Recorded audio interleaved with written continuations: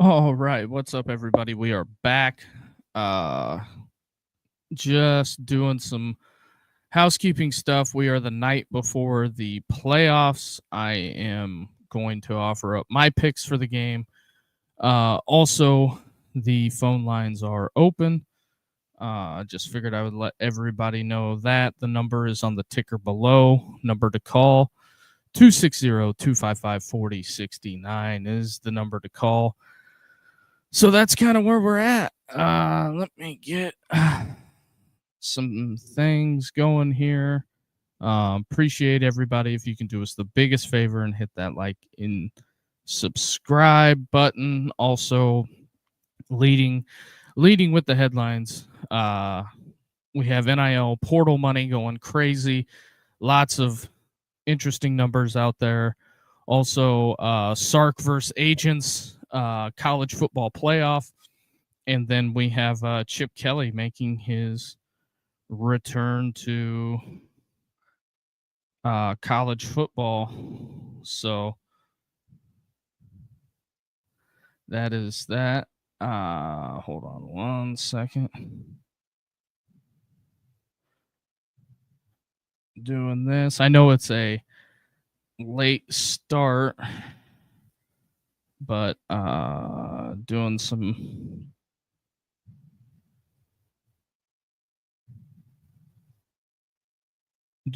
of that.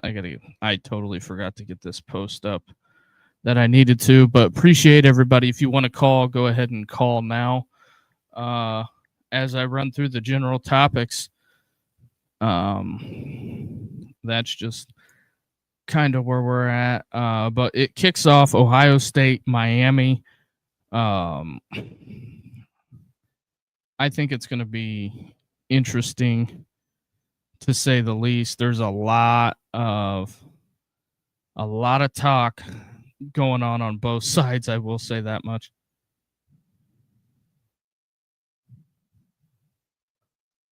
What does Miami?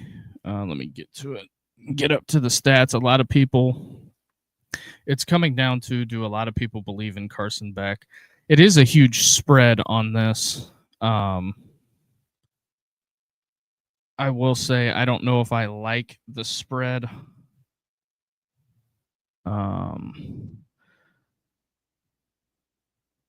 That is a ton of points, to say the least, but there's that. Ohio State favored 9.5 points. If you go punch up the vaunted preview, it's a lot of Jeremiah Smith talk. Realistically, if you're Miami, you had to know at some point that this day was coming. You would have to see this kid again in the playoffs, and a ton of kids from your backyard. I look at a lot of it, and I think that Ohio State should win the game. Now, I believe, if memory serves correctly, last year the Buckeyes covered, I believe, every single spread that they had. So I think that that's something to be said there, but it kind of is what it is. I think that, last year we also had every team that was in the college football playoff that had a bye last year also lost. I think that is of something of note, but also I do kind of believe it was the first year of the college football playoff.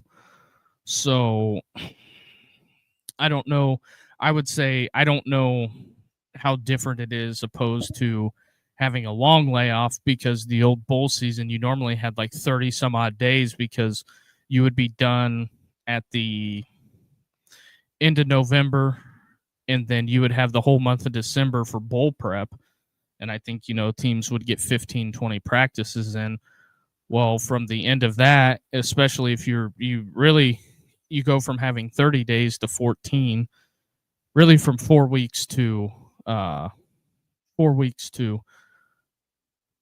go from 4 weeks to 2 weeks or 2.5 weeks, whatever you want to do, and split the hairs on that. I think that when it comes down to it, I think that let me get the trusty notebook out here.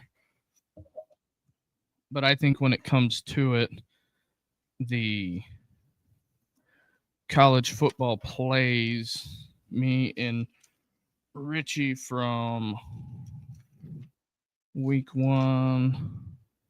Let me get over here. From what week did we do that? It was 2 weeks ago. We both got Oklahoma wrong, both got A&M wrong, Ole Miss right, and Oregon right. So the first week we're both 2-2. I'm gonna go Ohio State. I'm going to take the Buckeyes to beat Miami. Now, as far as covering the spread, I would say give me Miami in the points, in which I wouldn't be shocked if that spread creeps up more. And also, right now we got USC, TCU on. Earlier scores from today were Tennessee gets narrowly beat by Illinois. I figured the flag was coming in on that one. And then Coastal Carolina, Louisiana Tech. Bulldogs end up winning 8 games. Their coach was one of the highest rumored coaches on the hot seat. So there's kind of that. As I'm trying to find the other games for New Year's Day, which there's 3 of those. Let's get to it. Oh, I got to click on that tab. So as they are in order,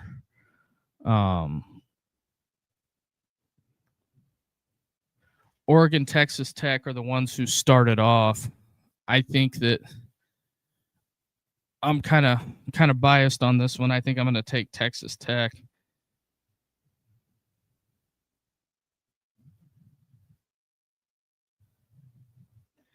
Take Texas Tech over Oregon. That's kind of what I'm leaning there. And then I'm going to take IU over not IU over Indiana over Alabama, and then I'm going to take upset pick. I'm going to take the Rebels. Those are the 4 for the second week. Went 2-2. We'll see where I gain out on that one. So those have been wrote in stone. Also, phone line is open. Number to call, 260-255-4069. This is probably going to be a little bit of a shorter show today or this evening. Rich was out. So one-man band flying under the radar today. Texas Tech, Morton, 100% out of the boot. I guess that's kind of where they're at. Also, while they're on right now, USC blaming Notre Dame for not continuing the rivalry game. I really don't know who's to blame. I'm sure there's a lot of details inside of that. It just, I wouldn't be shocked. Lincoln Riley ran away from the SEC when Oklahoma announced they were going to the Big 12. So there's that. And then also I should, I don't know, 10 o'clock on a Tuesday. I'll probably do that New Year's Eve. But so there's that. It is what it is. I mean, they can say whatever they want, but kind of an odd hire, I thought, today. Chip Kelly goes to Northwestern. I didn't think Chip would end up there. I figured he would just probably just come back to Ohio State with Ryan Day. I mean, he lived in Columbus last year, and then that's just kind of where that's at. But So Chip Kelly hired at Northwestern. Don't know how that is exactly going to work out as the offensive coordinator. So there's that. Also, number to call 260-255-4069 is the number to call. Like I said, Richie's out today. Also, we have USC taking on TCU. Probably going to be a shorter show depending on call volume. So there's that. Conference play for college basketball is going to be starting up soon. And we'll probably do some college basketball stuff on the channel as soon as football is completely done and out of our system. And then looking to add some college baseball element to it as well with the various fan bases that watch the show on the regular. So there is that. So I guess the big news coming out of the Rose Bowl, I would say, is the fact that there is a potential chance for rain. And I couldn't tell you the last time I seen a Rose Bowl when it rained. So a lot of people thinking that's going to benefit Alabama. I don't know if it's going to benefit anybody. I think it'll benefit the offenses as a whole. Maybe slow down Indiana's passing attack. Maybe not. I know a lot of people I've seen out there the last couple of weeks have, or well, not couple of weeks, the last couple of days have been adding the Mendoza touchdown passes. So as that gets done, I was going to pull something up and do it in real time just to do my own research, and we'll see how this works out. Let me go full splits. Is it going to give me opponents? Oh, it's in game logs.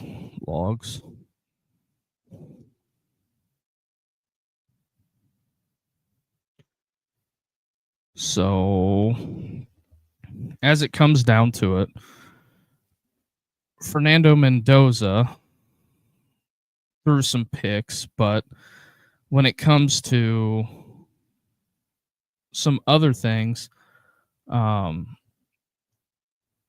I'm looking at it, at SEC opponents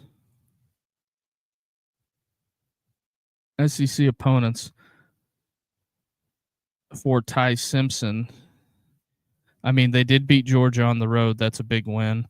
But Ty Simpson's passing attempts in all of Alabama's pretty much victories, or their two losses, he was 28 of 42 for 326. And then in the SEC championship, he was 19 of 39, 48% completion percentage. He was 53% week one. Don't really count the week one game, but Ty does not turn it over. But the alarming thing when it comes to Ty Simpson is he got sacked 4 times against Oklahoma, sacked 3 times against Georgia, sacked 3 times against Auburn. He got sacked 4 times against Oklahoma. So you mean to tell me they played Oklahoma twice and they sacked him 8 times? Got sacked 4 times against Vandy, sacked 4 times against Missouri.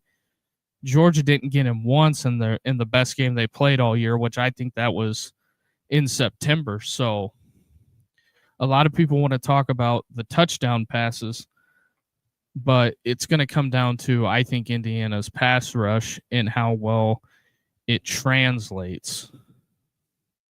Because we come over here to Indiana's defensive numbers whenever I can get there. But Oklahoma got after him 8 times in like 4 weeks. That's a lot of sacks to be taking. And I'm not necessarily saying that this is all on Ty, but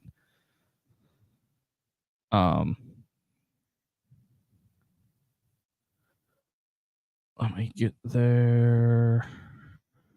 Hold on 1 second. Okay, Indiana. So we'll go through this and look at it. Also, the phone line is open if you want to call and talk about it. I am all ears.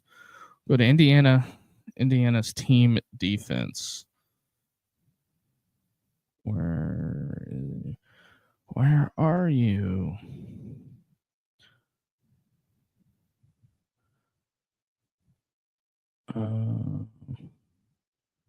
There's rushing, receiving, defense.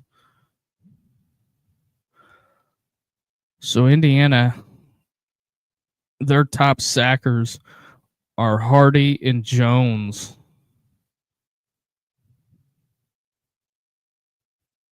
Combined for 15 and a half sacks. And then Tucker, the defensive lineman, has 5.5.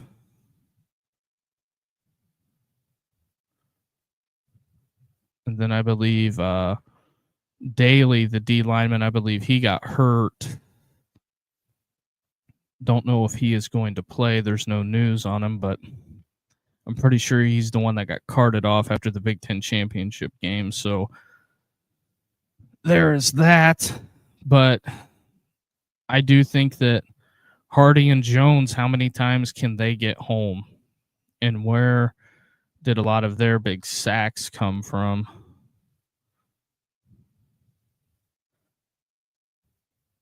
He got one against Ohio State, Wisconsin, Penn State, UCLA, 2 against Michigan State, 1 in the Oregon game. But here's the hard thing. Indiana didn't play hardly any close games throughout the year except Iowa and Ohio State in the Big Ten championship. So I think there's something to be said about that. But that's kind of where I'm going with it. But Indiana didn't really. Lewis Moore's got 6 picks on the season. So Indiana's defense is something. They got 17 total picks as a defense.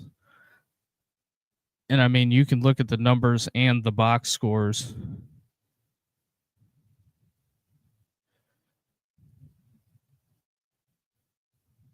I'm trying to get these team stats pulled up so I can go over them, but Ohio State leads the nation with the least amount of defensive plays. Indiana is 4th. And then total yards, Ohio State 1, Indiana 4th. Yards per play, Ohio State's down there a little bit. But as far as touchdowns, Ohio State, Indiana is 1 and 2. Ohio State's only allowed 10 touchdowns. Indiana's allowed 12. And some of those were in garbage time. So there's kind of that. And then when you step on over to third down defense, Indiana is ahead of Oklahoma in third down defense. They're at a 281. They're 1.1% better than Oklahoma. So I think there's something to be said there. Both IU played in the rain once, Michigan State and Florida State both. Yeah, that is a good point. We did see that at the beginning of the year, but Florida State and the Gus Bus are a totally different animal, Scott, than what we're dealing with here, because Mendoza is a statue quarterback. He stands on a spot and delivers the football. I think that when it comes to it, I want to see.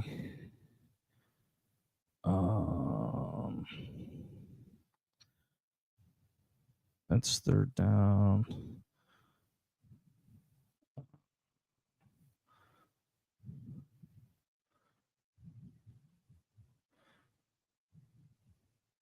Where did I want to get to?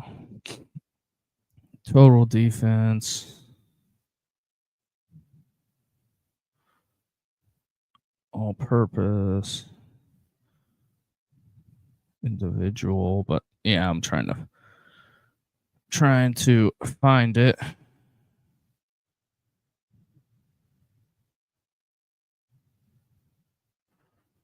If I can find the rushing yards, the top 3 rushing yard teams, the top 3 teams that allow the top 3 rushing defenses are Indiana, Texas Tech, and Miami. So yeah, 62 with a 90% chance of rain. So I really do think that this is where Alabama not being able to run the football is going to come back and bite them, because if neither team can throw it, it's going to be a war of attrition on who can run it better than the other team. So there is that. That's my little tidbit on Indiana, Alabama. I think that's going to be the most talked about game of the week. I think the biggest shit talk game of the week is basically Ohio State, Miami. So there's that. But also, while you're here, hit that like and subscribe button. Help us grow this thing. We're up to 425 subscribers. Appreciate all you out there watching. And then also, if you can do, or also, if you want to, the phone line is open. The number's on the ticker below. Number to call, 260-255-4069 is the number to call. So if you want to call, get your call in.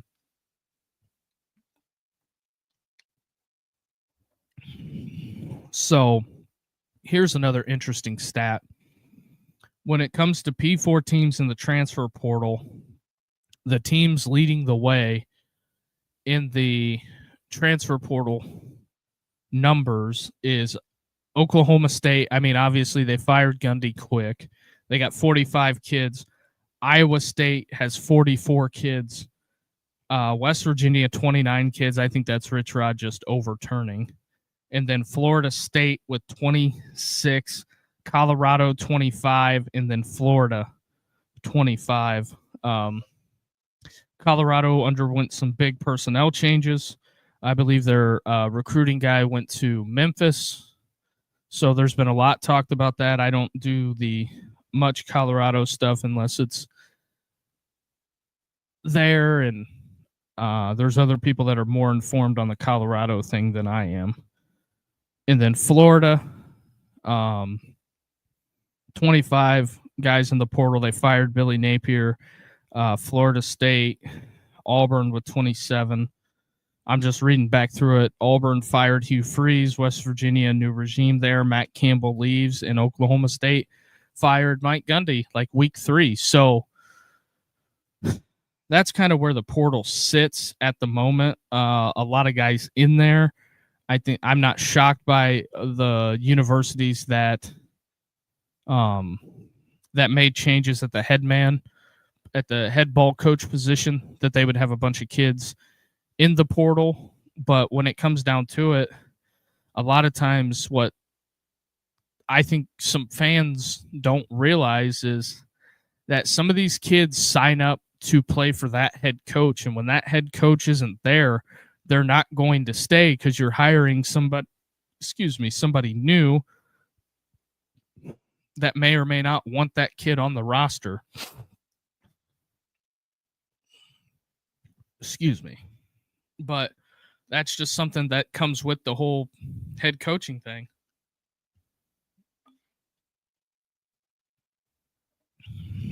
But another interesting stat. Here is the highest win percentages for head coaches. Ryan Day, 82-11 with an 8.82 winning percentage. DeBoer at Alabama, 125-19, 868. Kirby Smart at Georgia, even though this is going to probably piss off some Georgia fans, he's 117-20, Kirk Cignetti, 143-37. So I'm just saying, guys, at one point in time, 3 out of the 4 guys have been on the hot seat. And I find that fascinating to me that the day stuff, kind of bubbled over, but it is what it is. But also, phone line is open as well. So there is that. Just going through some of the final notes here. I told you it wasn't going to be a long show. We got a long next 2 days. Also, programming alert. We're going to be live for all 4 of the college football games, and then also probably Sunday night, too, for some of you crossover fans that like the NFL as well. We'll probably do a Steelers watch party. Probably start that maybe in the second half. I'm not 100% sure yet. We got Heckler 227 ATX. Those kids can all come to Texas. We're treating them right, even with all the nonsense happening. We still are about their well-being in the long run. Hey, that's good to know, man. Texas fan. Little disappointing year, I would say, for you, but Sark and Arch are going to run it back, and we'll see how that shakes out. But also, phone line is open. Number to call, 260-255-4069 is the number to call. But also, on the other hook, we have amen. Yes, sir. College Football Talk Daily posted this. I don't know how accurate this is, but this is just a post. They're complaining about the portal, but Iowa State, they do make a good point here, had been a solid program for years when they had Matt Campbell. That is, I would say that's a fact. They were a reputable program compared to what they were. But also, let's not forget, Gene Chizik won a national championship. I think Cam Newton had a big part to play in that. But as of now, 16 is nuts. Yeah. As of right now, Iowa State has 17 remaining players on their roster and only 1 returning starter. Everyone else has hit the portal for Iowa State. Unbelievable. Iowa State is going to be a casualty, I think. But I think they hired a good coach. 17, yeah. And in Iowa State is another one that had their head coach hired away. And then JMU, I've went over this as well. JMU loses all 11 starters from the college football season. The portal is decimating programs out there, and Iowa State and JMU. Although I think Billy Napier going back to the Sun Belt, I know the Florida faithful are going to be. It's going to be interesting to say the least, because I think Billy Napier will probably go to JMU and win big, and then he'll be 2-3 years right in contention for another big time job. And I know the Florida folks aren't going to want to hear that, but I'm going to keep saying it. Whenever you look up and you see Billy Napier 10-2 at JMU, yeah, it says Heckler says 2 super conferences downloading. Yeah, I could see where that's not out of the realm of possibility, but sad but true. I don't think 2 super conferences are sustainable. I really don't. Some people disagree with me, but I think they should just break the P4 off and they have their own playoff. And I think it would be made way more entertaining. It would be way more entertaining to have NFL. Yeah. It would be way more entertaining to have a group of 5 playoff. That's just my thought on it. It would be way more entertaining than what we have now. Not that I dislike the college football playoff, but I think wouldn't it be interesting to have Tulane get an extra 3 games or 4 games if they would make it 2014 playoff, just like the FCS. It would benefit all parties at the group of 5 level. And then you move the season up 3 weeks, and you have the national championship as the Rose Bowl every year. I know the other bowl games wouldn't. You could rotate it, but you could have college football over by January, open the portal the last 2 weeks of January before the spring semester starts. And then instead of having that 4 weeks of spring football, completely huck that idea and have winter workouts in the spring, have a 2-week like OTA or a 3-week OTA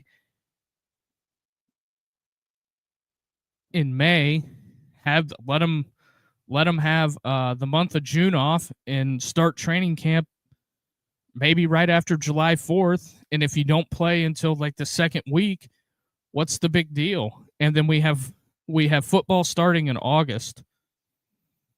It starts August 1st, maybe for week 0 starts that last weekend of June while some teams are still in camp. I don't see why that's not a bad idea to move the season up 3 weeks.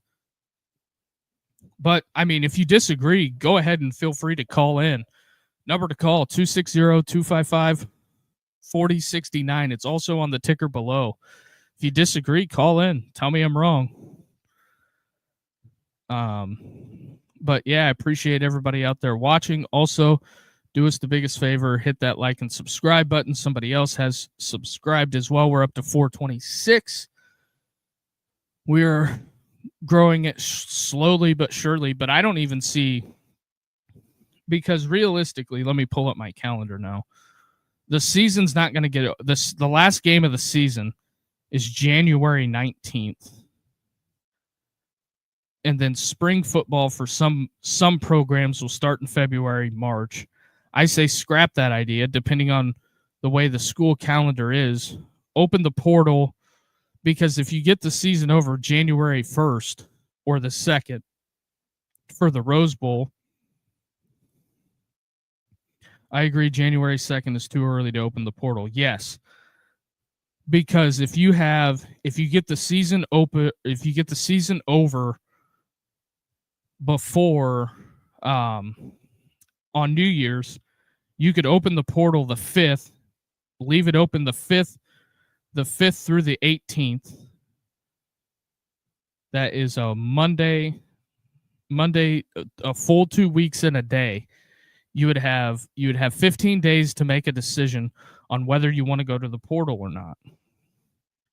And then you give the kids the whole month of February off. You could do the OTAs in March because there is no more spring portal. They could have all of April off, or you could bleed spring football into April, whatever you want to do. And before school's out in May, have 2 weeks of OTAs for the freshmen.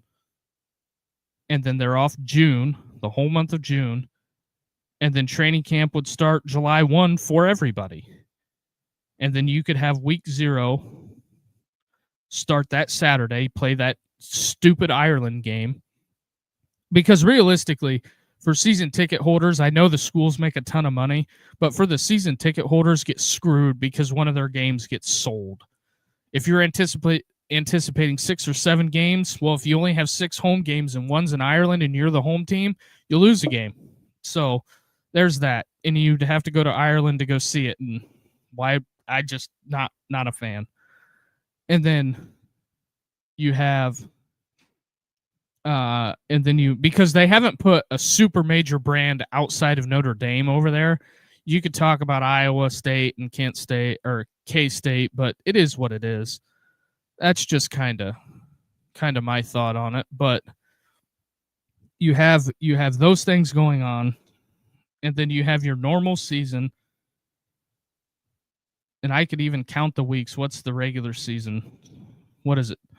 What did it go up to? Because I want to get this right. We'll just break this down. And then if nobody else wants to call in, I'm not missing any. It's not the pros. It's BS. I get it, but I know a lot of people dislike that. but they had what? Conference championships was 15 weeks. So week 0, 1, 2, 3, 4, 5, 6, 7, 8, 9, 10, 11, 12, 13, 14, 15, 16. It moves it up because instead of Army Navy playing after Thanksgiving, Army Navy would play. I'm just spitballing an idea here, but Army Navy would play October 24th of this year if they decided to move the season. October 24th would be Army Navy. Conference championships would be Halloween weekend. So, and then if you kept the playoff format the same, let me make sure I got that right.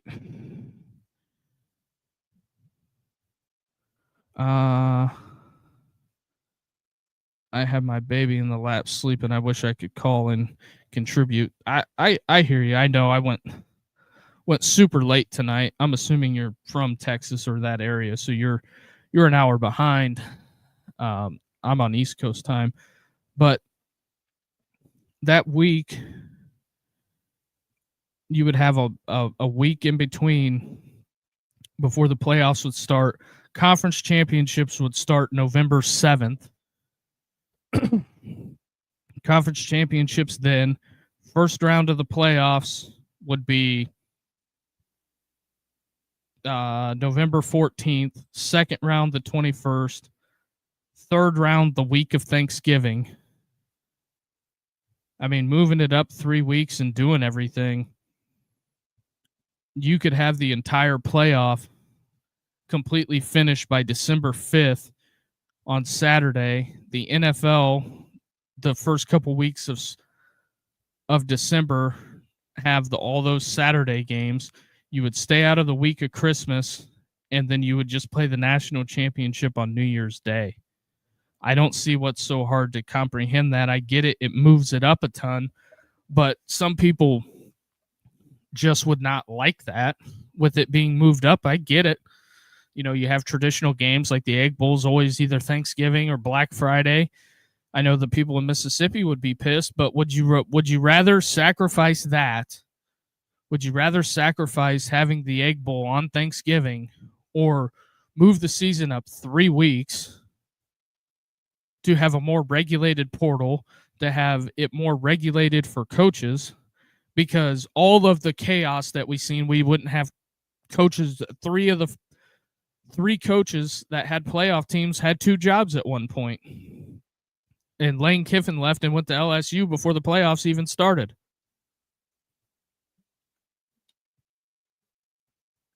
But in my personal opinion, I don't see how the Ole Miss thing doesn't end ugly to begin with.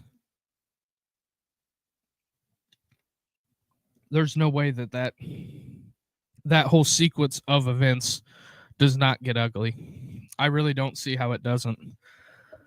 But that's my solution. And then with the bowl games, I don't know what to tell you on that. I've seen some people, my boy Siski over there at Siski and McCready says move them to the beginning of the season and have them be before the season. I get that, but also you got to think of the season ticket holders. You're selling a game away from them. The away team, it doesn't affect, or unless you put something in there that says you can't be the home team twice in a row at a bowl game. But I think that would work better in a break-off. And then, even if you did do a break-off for some of those games, I know how you could solve it. It would be real simple in the Sun Belt. You could have the Battle of the Belt.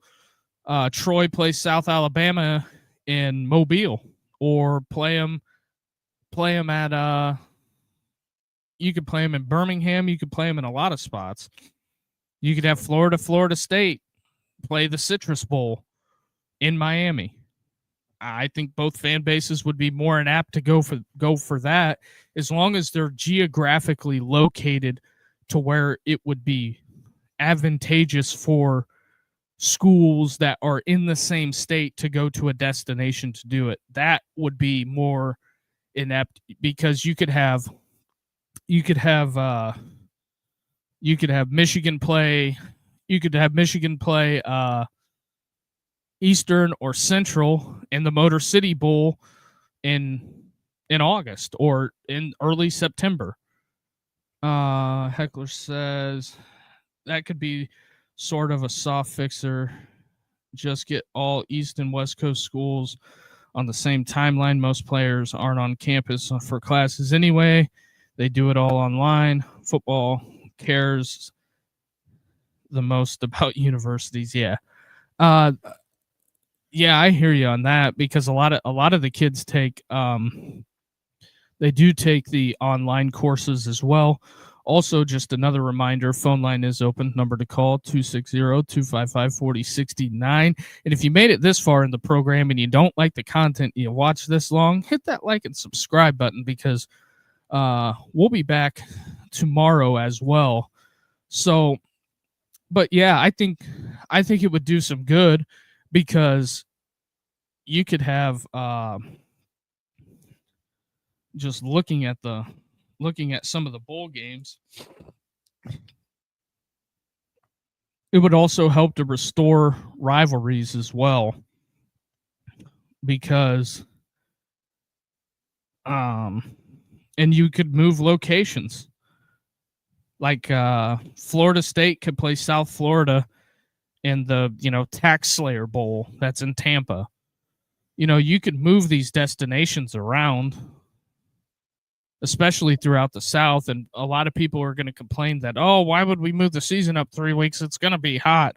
So you mean to tell me it's going to be hotter August 1st that weekend than what it's going to be, I don't know, August 31st? 30 days is going to make that big of a difference. Now, in the North, it does, but that's all I'm saying. I just feel like there could be a lot done there.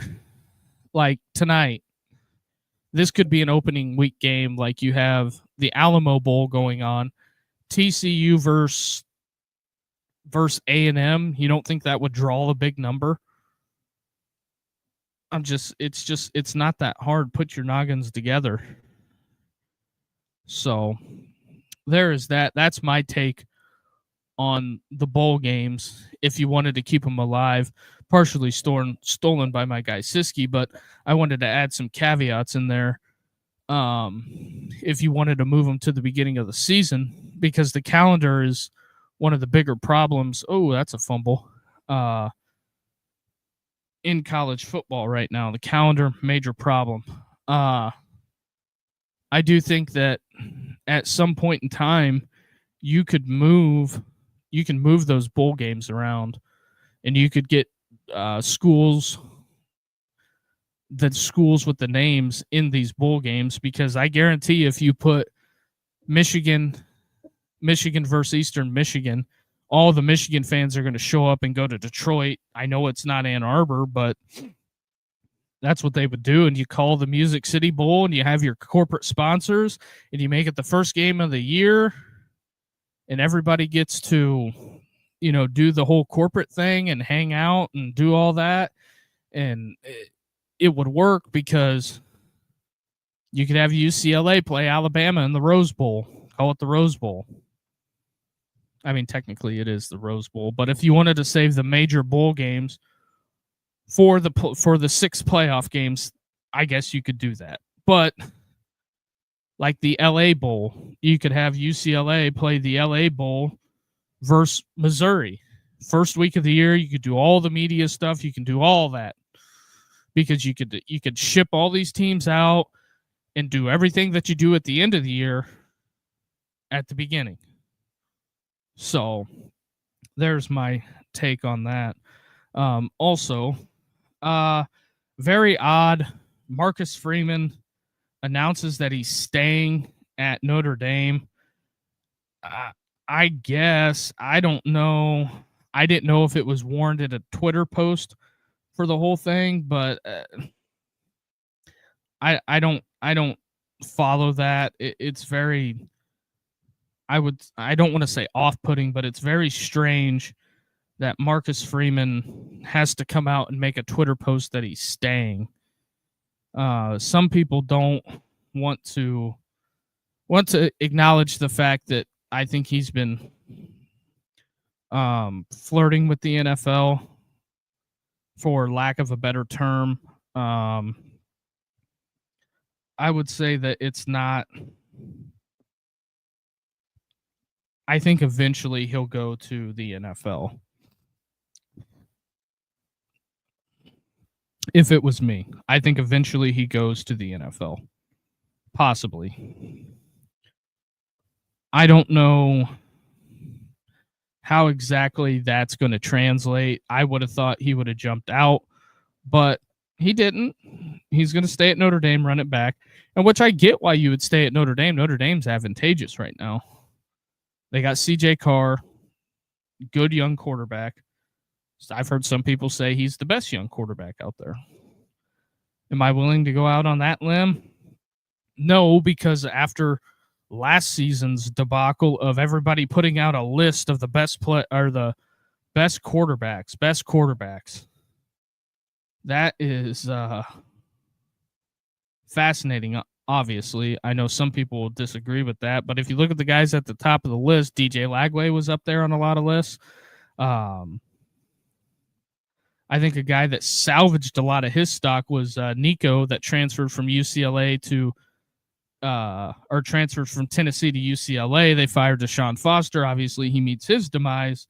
And then UCLA rips off two great victories, and they kind of salvage the season. They go out and hire JMU's coach. It's going to be fascinating to say the least, but I don't know how well that's going to shake out there at UCLA. I don't think it's a matter of if nor when, but I think UCLA has got to they definitely have to raise funds. College coaches making more in the NFL right now. Yeah, that's 100% true, because the NFL owners have decided they are not giving up big dollars to coaches, because those contracts in the NFL are ironclad, and those come out of the owner's pocket. I hate to say that. So I think Indiana.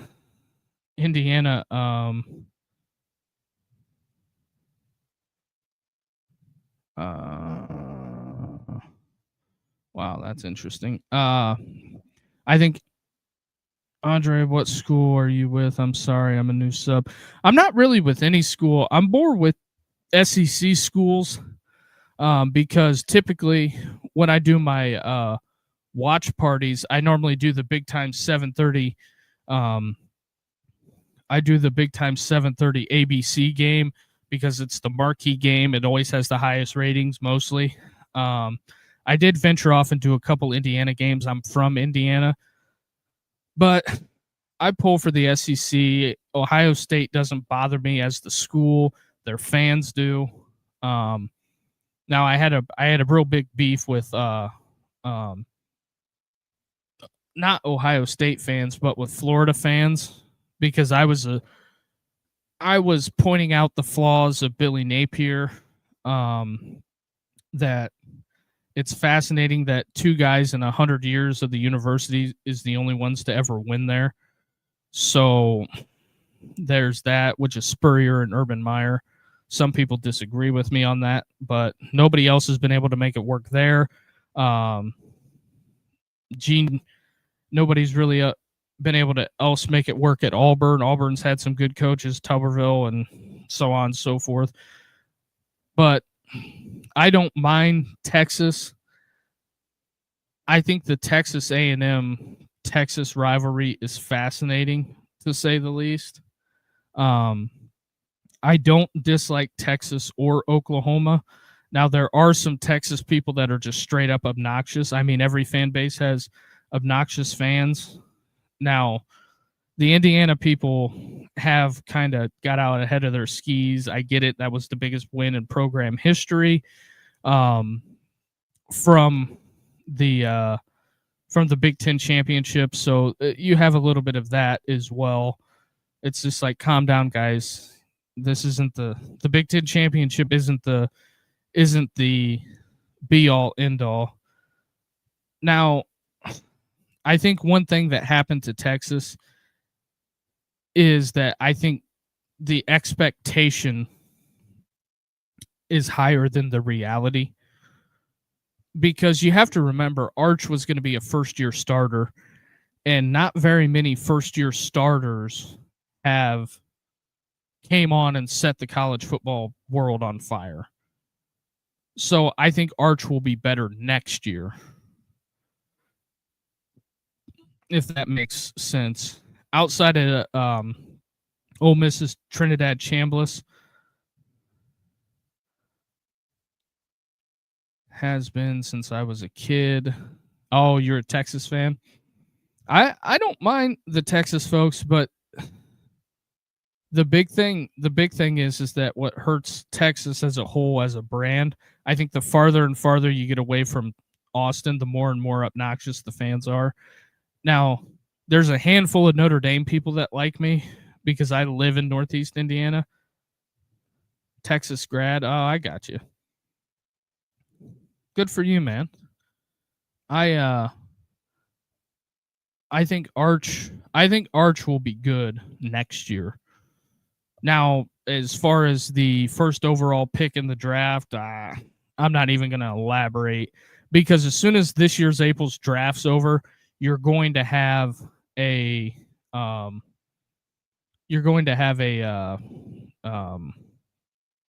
you'll have Arch up there, so it's going to be, it is what it is. It's not going to be the be all end all, but whatever. He's got to play the year out, right?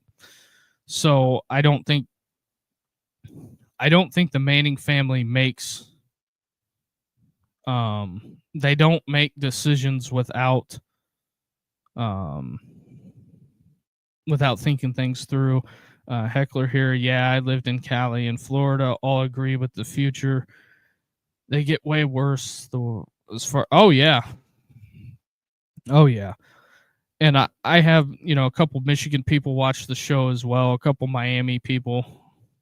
But Miami, I would say them and Ohio State are probably the most obnoxious. LSU's real obnoxious right now because they just hired Lane Kiffin and all that stuff like that. So we'll see how the whole Lane Kiffin experiment goes. I think it's going to be fascinating to watch, to say the least, but I'm sure they're going to have a couple of 7:30 ABC games, but January 2nd is going to be the big day that a lot of people are going to be paying attention to, because you're going to see a lot of graphics that say LSU to Ole Miss and a lot of Ole Miss to LSU. I about guarantee you on that one. It's going to be fascinating. That's why I love college football so much. I do watch the NFL, but not as much as college football.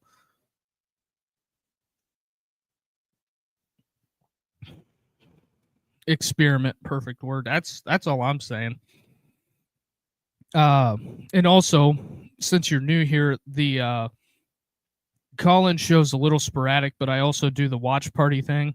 I have a lot of people that will watch it on their TV and have me on their phone while they're watching the game, and then also during the watch parties in the second half of the we take a break at halftime. Typically in the second half,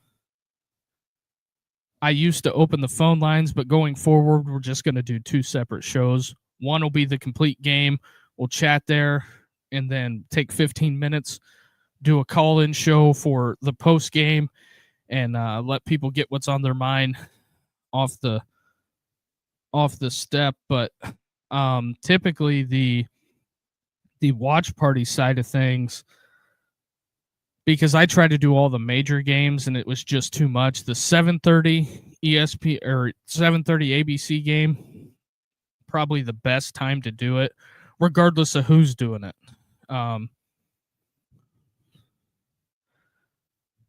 Great, I'll do that for Texas, Michigan, then playoff tomorrow. Awesome. Yeah. So probably for the playoffs, I'll probably do watch parties for all the playoff games, and then just have one big, probably post game show from the night game. I think what is the night game on New Year's Day? New Year's Day, it'll be Ole Miss Georgia will be the night game on New Year's Day, and then we'll have a post game show for Florida Miami, probably 15 minutes after the watch party. Drink a couple of brews and hang out, talk, and have the phone lines open, and see what else we can see for after that, because there's also going to be college hoops on. And if you're wondering, I got a 4 TV setup that I'm currently in the middle of having installed. Who do you believe is going to win it all, if you don't mind? There's 3 teams that I think can win it all. I think it's Indiana, Ohio State, and Ole Miss are my 3. Dark horse, Texas Tech. Dark horse is Texas Tech. I don't see Oregon winning it, because if Ole Miss beats Georgia, that's going to be a whale of a game. I don't care what anybody says. I think it's going to be a whale of a game. I think it has potential to maybe be better than Indiana, Alabama, because if Alabama comes out and looks like excrement on offense, Indiana could run away with it. And who knows? You can't depend on the rain. And then also, if it does rain and Ty Simpson plays bad, the Alabama fans will blame it on the rain, just like Milli Vanilli. Maybe they'll just sing it this time. But yeah, we'll keep it rolling. We got about, I know it's a late night one. Also, I'll throw it out there one more time. Phone line is open. Number to call, 260-255-4069 is the number to call. And also, since you're a new subscriber, turn on those notifications, and I'll have everything pretty much posted up. The stuff for New Year's Day probably won't get posted until after the post-game show, so you'll have some type of idea. But the stuff for New Year's Eve is going to get posted tonight, the watch party, and then the call-in show afterwards. But that's kind of what I'm gonna focus on getting done tonight. I am a one-man band over here. My boy Richie helps out when he can. But also, throw it out there one more time. Number to call, 260-255-4069. And we're also on Instagram and TikTok. Appreciate you, man. We're always finding new people coming to hang out, like our Texas Tech guy. Yeah, what's up, Richie? So, yeah, don't know what Richard's doing, but he wasn't able to roll with us tonight. And then I just decided to go later just for the heck of it.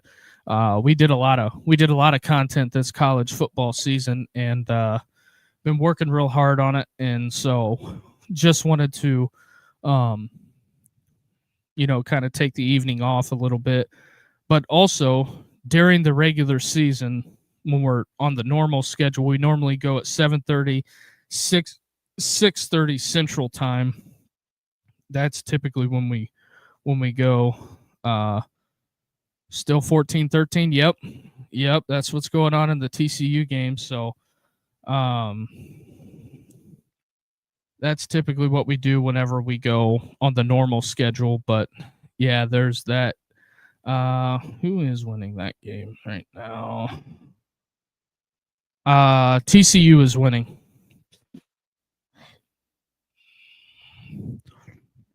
TV's off for my baby. Yep, I hear you, man. But TCU is winning 14-13, 9:27 left in the third quarter. So there is that. Appreciate all the new people that have jumped in and joined. Appreciate all you guys. If you guys do us the biggest favor, smash that like and subscribe button. And we will be back. We'll be back tomorrow for the Ohio State watch party and post-game show, delivering thoughts, we'll see what the Buckeyes can come up with. But appreciate all of you out there watching and sticking with us throughout this college football season. So the only thing the show's going to do is grow. So appreciate all you guys, and we will talk tomorrow. Have a good night, everybody.